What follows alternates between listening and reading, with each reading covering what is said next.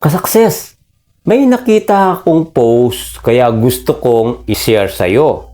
Napakaganda ng meaning niya.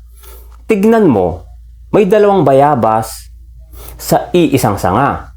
Ang isa ay hinog na, samantalang ang isa ay maaring kailangan pang maghintay upang mahinog. Binigyan tayo ng kalikasan ng mahalagang aral sa pamamagitan ng bayabas na ito. Kapag nakikita natin ang iba sa paligid natin na nakamit ang tagumpay, samantalang tayo ay hindi pa, hindi ibig sabihin na tayo ay hindi tagumpay. Ito ay nagpapahiwatig lamang na may tamang panahon para sa iyo o hindi pa dumating. Kaya dapat tayong magtiwala, maging matyaga, at huwag sumuko dahil sa pagkadismaya o mga pagsubok. Baka ilang araw na lang na makakamit mo na ang iyong hinahangad.